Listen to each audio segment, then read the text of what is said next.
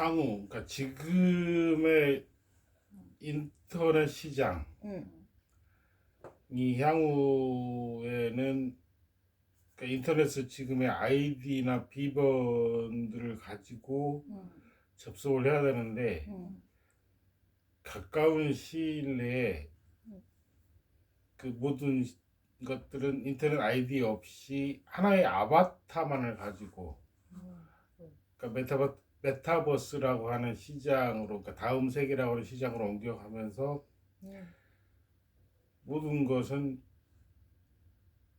그렇게 접속되고 이루어질 것이다라는 것이 아빠가 내가 읽은 3페이지 읽은 아 입술 찢었어. 거의 내용이야. 내용이고 그거에 대해 아빠 생각 어떤데? 그러니까 어쨌든 내가 봤을 때는 앞으로의 그 미래 시장이나 이런 것들은 하나의 아바타로 접속을 하면서 엄청나게 그 많은 것들이 달라질 거다. 그러니까 달라지는 것에 대한 속도는 더 빨라질 것 같고 그러면서 이제 모든 것들이 그러니까 하고자 하는 모든 것들이 변하면서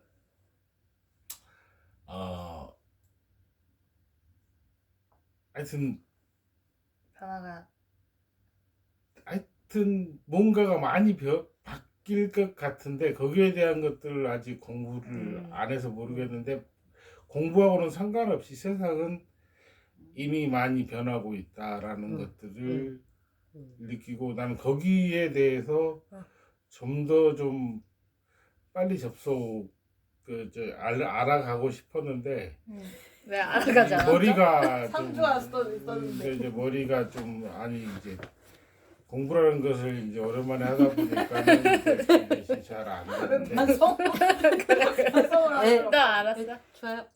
있어. 사실 아바타라는 게임은 게임을 많이 하는 사람들한테 그렇게 새로운 개념은 아니긴 한데 그러니까 근데 메타버스는 조금 더 그 아바타 그러니까 앞으로는 게임 시장에 그러니까 게임 시장에서 게임에서 맞아. 게임 일어날 수 있는 시장이랑 모든 연결이- 일들이 현실이 된다라는 거. 정복이 돼 이제 있어. 그거는 맞아. 가능성이 아니라 그렇게 될 수밖에 없다라는 거. 그거까지. 예스. 굿. 했다. 그래, 공부를 했으면 됐어. 저는 책 2권을 읽었는데 하나는 별 내용이 없어요. 내용이 없어요. 두 개나 읽었는데. 비전공자도 이해할 수 있는 AI 지식이랑 AI는 양심이 없다 책 2권을 읽었는데 양심이 없구나. 첫 번째 책에서는 AI 기술에 대한 얘기가 많이 나왔어요. 뭐 라이더니, 레이더니 막 이런 것들. 근데 이걸 설명하는 거 좀 재미없을 것 같아서 책 한 권 더 읽었습니다. AI는 양심이 없다. 그럼 이제 AI 인공지능이라는 용어가 탄생한 건 1956년 다트머스 대학교에서 열린 학술 회의에서 인공지능이라는 용어를 제안해서 학문적인 기반을 마련했어요. 그 전까지는 그냥 기계 같은 거 그냥 계산만 하고 사람의 도구로서 작용을 하다가 이제 새로운 용어를 제안한 거죠. 근데 1958년에 퍼셉트론이라는 게 나와서 인공신경망의 초기 모델이었는데 얘는 그 기술적인 명백한 한계가 있어서 사람들이 인공지능에 대한 관심이 그때 이후에 좀 접어들었대요. 근데 이제 머신러닝이라는 이제 학습하는 방법, 통계적으로 알고리즘을 통해 학습하는 것이 생기면서 이제 인공지능이 좀 발전하게 된 거예요. 그래서 그 머신러닝을 통해서 사람들이 대회를 열었단 말이야. 이미지를 더 명확하게 빠르게 학습할 수 있는 누가 얼마나 더 잘할 수 있는가 대회를 열었는데 그걸 몇십 년 동안 10여 년 동안 대회를 하다가 2012년에 딥러닝이라고 그게 나온 거야.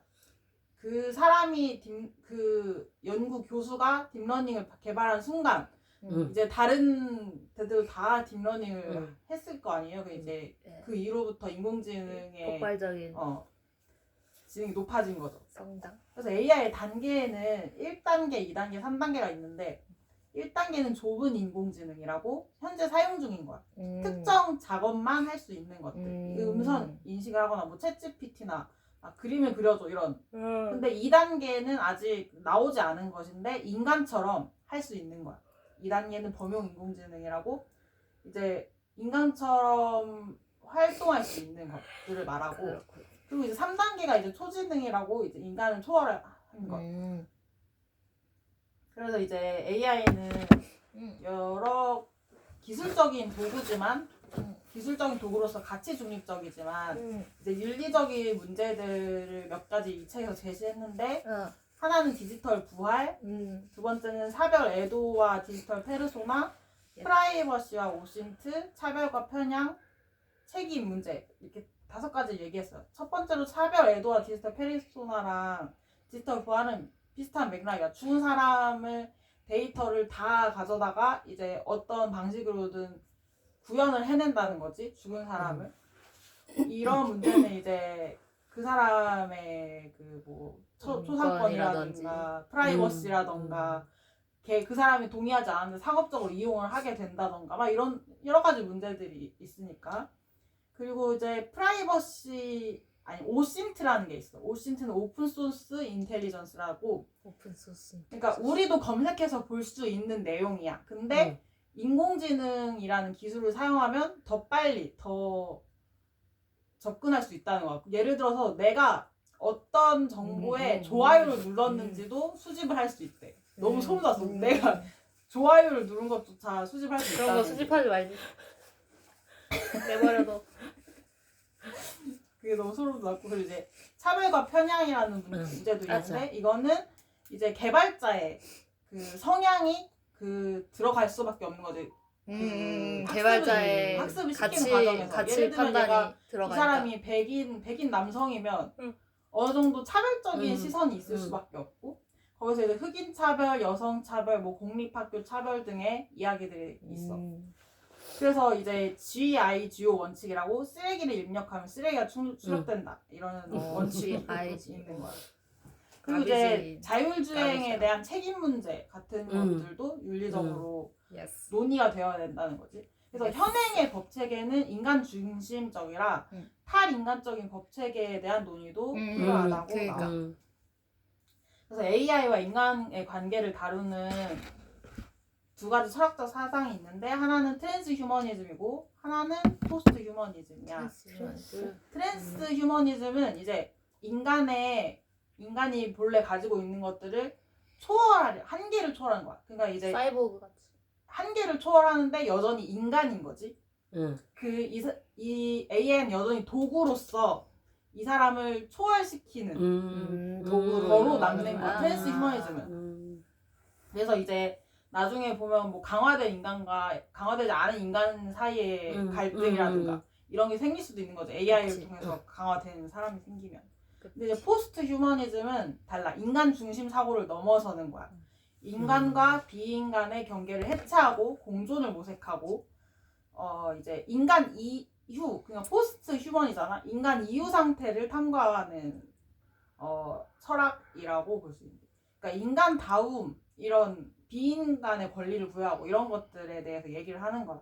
그러니까 우리는 아직도 인간 중심적으로 사고를 하고 있으니까 그거를 다 해체하게 될 거라는 게 AI를 통해서 해체할 수 있다는 게 이제 포스트 휴머니즘 얘기야. 나는 근데 포스트 휴머니즘 얘기를 들으면서 약간 에코페미니즘 생각이 나는데 왜냐면 그 자연의 관계를 중요시하거든. 포스트 휴머니즘이. 그게 그래서 연결이 되는 게 맞지 않나? 그래서 조금 했어. 에코페미니즘은 이제 환경운동과 페미니즘의 융합으로 등장한 거야. 1970년대에 여성 억압과 자연 착취가 가부장제와 자본주의에서 비롯된다고 보는 거야. 그러니까 이원론적인 억압인 거지. 남성은 여성을 억압하고 인간은 자연을 억압하고 그래서 그 억압에서 해방되기 위해서 에코페미니즘을 주창한 거야. 근데 이제 그 포스트 휴머니즘이랑 다른 거는 아직 그러니까 인간에서 출발했다는 거지. 여성의 인간에서. 해방에서 출발했다는 거지. 그러니까 포스트 휴머니즘은 인간을 약간 해체하는 느낌? 그치. 인간이란 개념을. 휴머니즘 이후. 그러니까 이제 동등해져야 된다는 거야. 우리가 AI를 아직 수직적인 관계로 보고 있잖아. 근데 그치. 시간이 지나고 나면 우리는 아마 AI와 수평적인 관계가 될 수 있겠다는 논의, 그런 것들을 말하는 거야. 포스트 모더니즘은. 포스트 휴머니즘. 포스트 휴머니즘, 포스트 모더니즘. 적응하기 어렵다. 늘 포스트가 그렇게. 많지. 그렇구나. 그래서 이제 근데 에코페미니즘은 당연히 AI에 대해서는 비판을 할 수밖에 없어. 그치, 아까 그 환경을 편향성도 있었지. 응, 편향성에 대한 문제도 있었지. 성찰. 자원을 착취하는 응, 문제도 있잖아. 어, 얘가 뭐 에너지를 엄청 써야 된대. 탄소를 엄청 쓴대. 응. 막 그 개발하려면 1년에 자동차가 60년 뭐라 그랬지? 어디 써 있는데? 1년에. 아빠 들어야지 자면 어떡해. 졸면 안 돼. 하여튼 탄소를 엄청 많이 쓴대. 그러니까 이제 에코페미니즘이랑 반하는 그런 문제들이 있는 거야. 그래도 이제 AI를 개발하는 사람들 입장에서도 그런 것들을 인지하고 있잖아. 그래서 그 어디 갔어?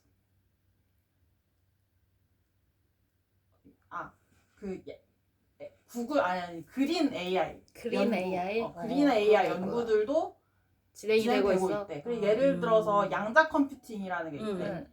양자 컴퓨팅은 이제 난 잘 뭐 이해를 나도 못했어. 잘 몰라. 근데 이제 엄청난 기술 개발로 인해서 저전력으로 많은 데이터를 이제 학습시킬 수 있다는 거야.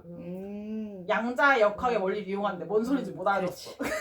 근데 이제 아무튼 저전력으로 그걸 많은 걸 할 수 적용을 있으니까 한다는 거지 AI에. 약간 에코에 가까운 거지. 그린 AI. 어. 그런 식의 기술 개발을 지금 하고 기술. 있다는 거야. 접목을 시켜서. 그래서 나는 응. 이 책에서 예를 들어 초지능이 돼서 환경 보호를 해야 한다. 근데 초지능이니까 인간적인 사고를 안 할 거 아니야. 그래서 과연 인간이 살아남을 수 있을 것인가에 그치. 대한 질문을 했단 말이야. 근데 맞아. 나는 인간은 환경에 안 그렇고 좋다. 초지능이라면 환경 보호를 해야 한다. 자살을 해야 되는 거 아닌가? 인공지능이? 인공지능이 스스로 자기 자체도 자기부터 자연을 파괴하는 존재인데 하는 생각이 들었단 말이야. 내가 가장 많이 파괴하니까 나를 근데 나 아직 안 그러니까 그래. 그래서 초지능 얘기는 나는 아직 좀 먼 얘기라고 생각하긴 하거든. 근데 그냥 마지막에 나오니까 얘기할게. 초지능은 이제 개발자의 성향도 넘어설 수 있는 것에 대한 상황을 얘기하는 거야. 그래서 스웨덴 출신 철학자이자 미래학자인 보스트롬이 이론을 처음에 얘기했던 사람인데, 이 사람은 이제 초지능이 되면 사고가 인간이랑 다르니까 개발자의 영향을 받는다기보다 이제 통제 문제로 바뀌어야 된다는 거야. 인공지능을 어떻게 통제하고 어떻게 정렬할 것인가. 그래서 AI 통제 문제에 대해서 이 사람이 얘기한 게 종이클립 시나리오가 있는데, 종이클립 시나리오는 최대한 많은 종이클립을 생산하라 라고 명령을 했어. 목적을 그렇게 제시했어.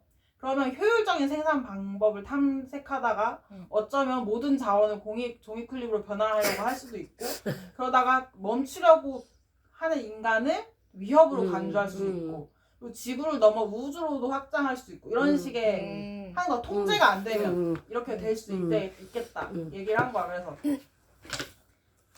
보스롬이 이제 초징에 대해서 약간 경고를 하는 거지. 근데 나는 초지능 문제도 문제지만 그 편향 문제에 대해서 더 생각을 하게 됐어. 초지능은 솔직히 먼 미래라고 생각하거든. 근데 지금 막 그 알고리즘이 편향된 거를 막 사람들이 고치려고 하고 있대. 차별적인 시선을 없애려고 하고 있대. 근데 없애려고 하는 것조차 사람이 손을 타는 거잖아. 그래서 나는 인공지능이 그렇게 차별적인 시선으로 세상을 만들어 간다면 그게 뭐라 그래야 되지? 앞으로 더 굳어질 것 같은 불안감 같은 게 생겼어. 왜냐하면 인공지능은 학습된 걸 바꾸기도 쉽지 않고 뭔가 그런 게 있잖아. 그걸 그래서 맞아. 다시 인간한테 학습시키잖아. 응. 그 인간의 편향도 잘 돌아오지 그러니까 않고. 그게 더 무서웠어. 난 초지능보다 그게 더 무섭더라고. 맞아. 평소에도 현재 진행 중에 평소에도 알고리즘에 대한 문제가 심각하다는 생각을 했는데 인공지능은 이제 요즘은 인공지능 그 뭐야 뭐 인공지능 유튜버 막 이런 것들 있잖아. 유튜버나 뭐 그냥 유튜버 SNS에도 인공지능 SNS 계정들이 하는 사람, 막 활동하고 이런 사람들 아, 있단 그래? 말이야. 댓글 다는 것 근데 중에 그 인공지능이 있어. 사람들도 이제 우리가 가진 편향된 시선을 학습한 그렇지. 캐릭터들이잖아. 그 우리를 캐릭터들이- 따라하니까.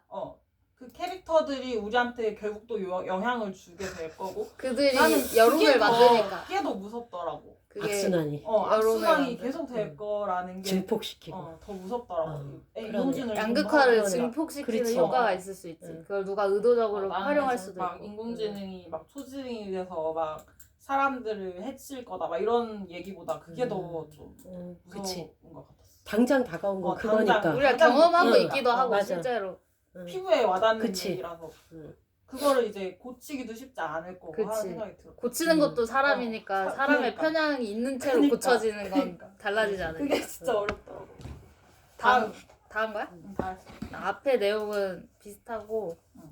그 AI 시대 민주시민 교육의 방향 탐색이라는 논문을 읽었는데 완전히 다 읽진 못했고 괜찮아. 좀 정리했어. 렛츠고. 인공지능이 가져올 문제 3가지가 윤리 법적인 문제, 2번째가 민주주의에 대한 위협, 3번째가 사회 경제적 불평등이야. 윤리 법적인 문제는 언니가 아까 얘기했던 것처럼 자율주행 차량 사고 같은 거 AI로 검사를 만들었을 때 생긴 그렇지. 오류가 한 3% 정도 생긴대. 그러니까 인간보다 오류가 적긴 한데 오류가 생겼을 때 누가 그것에 대한 책임을 져야 되는지. 그러니까 책임 문제. 그렇지. 실제로 2018년에 미국 애리조나주에서 우버가 자율주행 차량이 사고 내서 사람을 죽이는 사고가 처음 발생했대. 그때 우버는 법적인 처벌을 받지 않았어. 그리고 차량에 안전요원이 있었대. 안전요원은 별도의 조사를 받았는데 어떤 처분을 받았는지는 안 나오고 피해자랑 우버가 합의를 해서 마무리가 됐대. 이 사건은. 하여튼 이런 윤리 법적인 문제가 그렇지. 첫 번째로 있고 2번째 민주주의에 대한 위협은 언니가 말한 거 그대로야. 허위 정보를 퍼뜨리고 정치적 이념을 양극화하는 그런 걸 조장해. 그러니까 민주주의를 위해 필요한 공론의 장이잖아 인터넷이. 거기를 무너뜨릴 가능성이 있어. 그 실제로 중국 내 신장 지역에 우르무치 클라우드 컴퓨터 센터라는 게 있는데 여기가 AI를 기반으로 인권 탄압이 이루어지고 있어. 여기가 안면 인식이랑 바이오 기술 같은 걸 활용해서 지역을 감시하고 이제 사람들 감시하는 역할을 하는 거야. 근데 미국은 중국이랑 정치적으로는 대립 관계에 있잖아. 근데 여기서는 기술적으로는 공무 관계에 있어. 그것이 약간 역설적인 부분이라고 볼 수 있고 또 2015년에 트럼프가 페이스북을 활용해서 미국 유권자 8만 7천만여 명의 성향을 분석했어. 그걸 분석한 자료를 기반으로 맞춤형 선거운동을 했어. 이게 이런 정치적인 활용이 있는 거야. 실제로 브라질에서도 볼소나로라는 사람이 있는데 이 사람도 유튜브를 사용해서 극우 이데올로기에 기반한 차별과 혐오의 정서를 확산시킴으로써 인기를 얻은 정치인이야. 우리나라에도 있잖아. 지금도 비슷한 비슷하네. 사람들이. 그러니까 이런 식으로 정치적 활용을 하면서 민주주의의 기반을 흔드는 그런 일들이 계속 일어나는 거지. 3번째 사회 경제적 불평등은 인간의 노동을 대체하면서 자본과 노동의 수익률 차이가 커지면서 이제 경제적인 불평등, 양극화가 심해지는 거지. 그래서 이제 논문에서 말하는 건 여기서 AI 시대에 심화되는 차별, 배제, 불평등이 잘 해소가 안 된다면 인간성을 고양하는 일도 어렵고 건강한 민주시민을 양성하는 일도 어려워진다는 거지. 그리고 또 예시가 하나 더 있어. 2018년에 일본 도쿄에서 시장 선거에 AI가 나왔어. 네? 근데 이거는 선거법상 인간만 출마가 가능했어. 그래서 사람이 대리 출마를 하고 AI 공약을 내세운 거야. AI 시장이 이제 시장 역할을 하겠다 이런 식으로. 근데 이때에는 실패했어. 근데 이런 식으로 AI가 정치에 직접 참여하려는 시도도 계속 늘어날 거라고 했어. 뭐 근데 이제 긍정적인 면이라면 법률가와 정치인의 위상은 조금 낮아질 수 있어서 AI가 그걸 대체하니까 법과 정치의 혜택을 일반 시민들이 누릴 수도 있는 거죠. 어떻게 활용하느냐에 따라서. 여기 이제 이건 뭐 문제점에 대해서 얘기했는데 AI 기술을 보는 관점 3가지가 있어. 비관주의, 낙관주의 이 2가지를 약간 융합한 관점이 있는데 이거 설명 한참. 잠깐만. 네 것까지 하고 한번 끊고 올리고 다시 해야 될 것 같아. 해봐 얘기. 잠깐만. 비관주의는 현대 기술과 문명에 대해서 비판적이고 비관적인 관점은 뭐 AI가 나오기 이전에 하이데거의 초기 철학, 루이스 먼포드, 프랑크푸르트 학파 등의 사상에서 이미 있어. 기술에 대한 비판적인 생각이. 그러니까 지금 AI에 대한 비판적인 시선은 네오러다이즘이라는 것의 이제 개념의 선구자라고 볼 수 있는 거야. 네오러다이즘은 러다이즘 운동을 계승한 거고, 러다이즘 운동은 이제 산업혁명 시대에 일자리가 기계들이 인간 일자리를 뺏고 이런 것들에 대해서 반발해서 기계를 파괴하자 막 그러니까 이런 게 러다이즘 운동이고, 그러니까 네오러다이즘은 신기술의 발전을 늦추거나 중지하는 것을 촉구하는 운동인 거지. 그리고 이제 이런 네오러다이즘 개념을 가진 사람들은 더 나아가서 반세계화 운동, 반과학 운동, 급진적 환경주의로 확장돼. 그 개념들이. 급진적 환경주의? 네, 비관주의는 AI 자체에 대해서보다는 AI와 연동되는 빅데이터, 딥러닝 등의 기술, 그리고 이를 움직이는 인간에게 신뢰를 갖기 어렵다는 입장을 가지고 있어. 그러니까 인간을 신뢰할 수 없다는 거지, 결과적으로. 그렇지. 맞아. 스티븐 호킹이 생물학적으로 느리게 진화 과정을 밟는 인간으로서는 AI 로봇과 경쟁할 수 없으며 추월당할 수 있다고 말했어. 또 유발 하라리도 이제 약간 이쪽인데, 정보 처리 권한으로 민주주의와 독재 국가를 구분할 수 있다고 유발 하라리는 생각했어. 정보 처리 권한. 정보를 어떻게 처리하는지 그 권한을 가진 사람이 어디에 있냐에 따라 이게 민주국가고 독재국가고 이게 된다는 거지. 그러니까 민주주의는 정보의 보존과 처리 및 의사결정을 다수에게 분산시켜. 근데 독재국가는 정보와 처리를 딱 한 군데 이렇게 모아서 독점을 한다는 거지. 20세기에는 이런 정보 처리의 과정이 소련이 미국을 앞서지 못했어. 그래서 소련이 더 정보를 이제 독점하는 식으로 했다는 거죠. 그러니까 그래서 유발 하라리가 생각하기엔 소련이 경제적으로 미국한테 뒤처진 이유가 여기에 있다고 생각을 한 거야. 정보를 이거 다 여기 안 돼서 넓게 안 펴서 미국은 이제 그걸 다 이제 좀 풀었고. 그랬는데 근데 이제 이게 AI 시대에는 이게 반전될 수 있다고 보는 거지.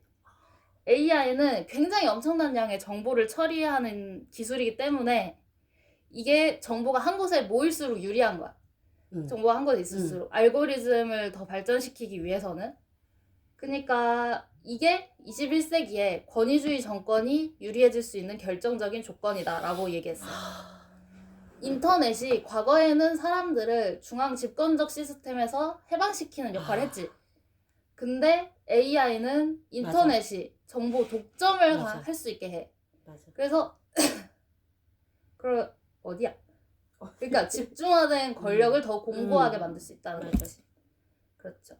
산업화 이전에는 정치를 할 때 땅을 어떻게 관리하는지가 중요했고, 산업화 이후에는 공장과 기계를 관리하는 게 중요했는데, AI 시대는 데이터 관리가 정치의 가장 관건이다. 이렇게 주장을 한 거지. 구글과 유튜브, 페이스북 같은 테크 기업에서 굉장히 다양한 정보를 제공하고 재밌는 거 주고 만족감을 제공한 다음에 이제 광고로 우리 관심을 돌리지. 근데 이게 중요한 게 아니라 이 과정에서 기업이 개인의 취미, 정치 성향, 의료 기록 이런 거를 전부 광범위하게 수집하고 축적해. 정보 자체가 광고 수입보다 훨씬 가치가 있어. 그러니까 유발 하라리가 보기에 우리는 이런 테크 기업의 고객이 아니라 상품이라는 거지. 이렇게 주장했어. 여기까지가 비관주의적인 관점에 대한 얘기고, 낙관주의는 AI 미래를 밝게 보는 입장인데, 여기서 포스트 휴머니즘 나와. 인간의 이성을 바탕으로 한 신의 존재를 부인하는, 그러니까 휴머니즘에 대한 반작용인 포스트 휴머니즘의 개념이 낙관주의자들에게 약간 적용이 되는 게, 아, 인간 중심적인 생각 이런 거가 아니란 얘기인 거지? Yes. 거기서 벗어날 수 있다. 과학을 이성의 화신으로 둬요. 과학기술을 통행한 유토피아를 추구하는 거야, 포스트 휴머니즘에서.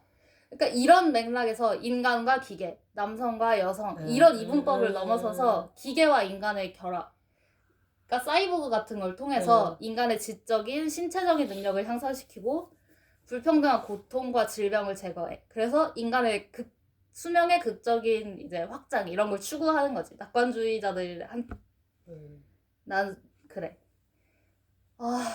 이게 예시가 2017년에 네이처지에 올라온 내용이 미국 스탠포드 대학교 연구진이 AI를 통해서 세포가 암에 걸렸는지 아닌지 진단하는 실험을 했어. AI가 이제 자료를 활용해서 기존 의사들이 했던 방식이 아니라 이제 새로운 방식의 패턴 인식 알고리즘을 활용해서 암을 찾아냈대. 그리고 예시 두 번째는 AI가 인지 능력을 발전시켜서 스스로 배울 수 있게 되는 것에 대한 예시가 구글의 알파제로 프로그램이라는 게 있는데, 이게 아예 무에서 시작해서 4시간 만에, 언니도 책에 써있어, 체스 경기에서 엄청난 성장을 해. 근데 이 과정에서 인간의 도움이 없었다고 해. 혼자서 다 했다고? 자기랑 게임을 했대. 스스로. 그렇구나. 근데 막 한 시간에 몇억 판을 한다던가 한 사람이 도저히 맞아, 할 수 맞아, 없는 맞아. 수치로. 그래서 사람이 맞아. 필요 없었구나. 그래서 그거구나. 원칙만 딱 알려주고 하라 그래갖고 했던 거구나. 자기가 체스 두 개. 그리고 이제 낙관주의자 중에서는 인공지능과 로봇에 대한 불안과 공포에 대한 반대 의견이 많아. 대중의 지혜 저자 제임스 서로이키는 미국의 정보기술 전문지에서 로봇이 사람 일자리를 광범위하게 대체하는 일은 없을 것이라고 주장을 했어. 미국 경제의 생산성과 고용률에 대한 논거로 해서 로봇과 자동화의 영향이 실제로는 미미하다고 설명을 했는데, 미국 노동 생산성이 1947년부터 1973년까지는 연평균 3% 정도 성장을 했대. 근데 2007년 이후로는 연평균 1.2%로 낮아졌고, 이 수치는 제2차 세계대전 이후 가장 낮은 수치야. 근데 이제 자동화 로봇 열풍이 일고 있는 근래에는 0.6%까지 노동 생산성이 떨어졌어. 더불어 이제 미국의 실업률은 근래 5% 아래로 떨어졌고, 광범위한 실업 사태보다는 많은 분야에서 구인난이 제기된 상태래. 또 미국이 또 대만계 컴퓨터 과학자 리카이프 역시 37년 동안 인공지능 연구한 사람이야.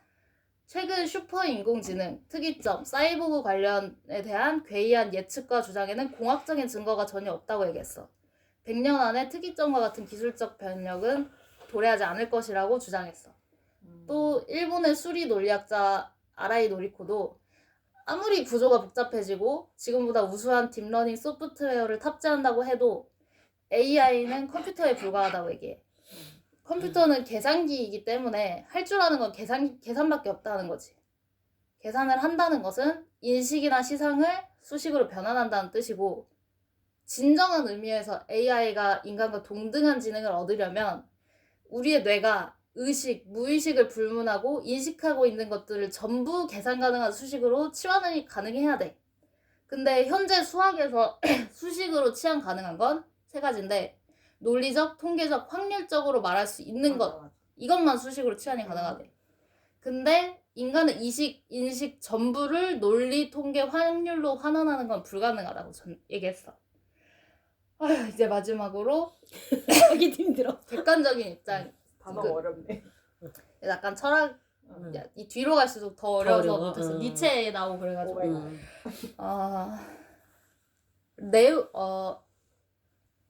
이거는 이제 양극단의 함정을 벗어나서 이제 새로운 관점을 갖는 게 세 번째 입장인데, 말은 행위자 연결망 이론이라고 하는데 뭐 알 필요가 있을까 싶긴 한데 근데 여기도 내가 느끼기에는 비관주의랑 더 가까운 것 같아. 기술의 사회적 결과는 기술 자체가 결정하는 것이 아니라 기술과 연결되어 있는 인간과 비인간의 행위에 따라 달라진다는 거야. 기술 자체는 언니가 아까 중립적이라고 그랬잖아. 선과 악도, 선도 악도 아니야. 인간이 그걸 결정하는 거지. 인간이 기술을 선용할 수 있는 성숙의 정도, 시민성, 비판적 사고, 공공성 확보가 중요하다고 얘기하는 거야. 기술, 과학과 사회는 굉장히 긴밀하게 연결돼 있고, 기술, 과학이 민주주의에 대한 성찰에서 핵심적 요소로 다루어져야 한다는 입장인 거지. 기존의 민주주의는 생태 위기를 초래하는 방식으로 이루어졌다면, 이제 새로운 민주주의는 기술과학을 여기서 포함을 시켜서 전면적으로 재구성이 되어야 한다라고 주장해. 이는 과거랑 개념이 좀 달라지는 게, 기술과학을 자연의 반영으로 강조해서 정치를 초월한 중립적 지식, 도구로 보고자 했던 근대주의 사고랑은 이제 정면으로 부딪히는 개념이야. 말이 되게 어렵다. 이게 어려운 거야. 말이 되게 어렵다. 말이 어려운데 사실 응. 뭔 말인지 알겠어.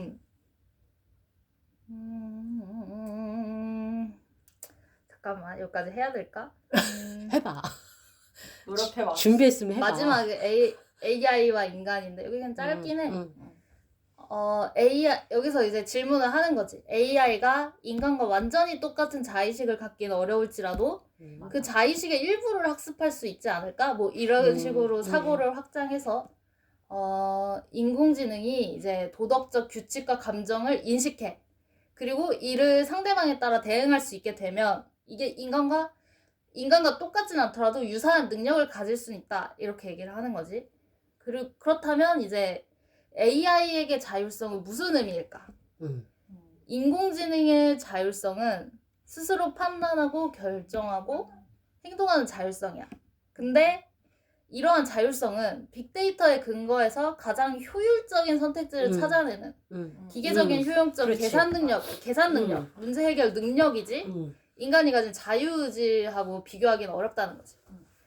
칸트가 인간에 대해서 사적 이익이 아니라 오름을 동기로, 우리 예전에 했었잖아. 오름을 동기로 보편적 행위 준칙을 만들어내는, 반갑고. 인간은 도구적 존재가 아니라는 거지. 사물이 아니고 자율적인 목적을 가진 목적적 존재임을 주장했잖아, 칸트는. 그러니까 인공지능은 이러한 인간의 목적성, 자유의지, 존엄성을 모방하는 건 불가능하다라고 생각을 그런 했어. 부분이 있네. 그런 부분이 있는 거지. 그치.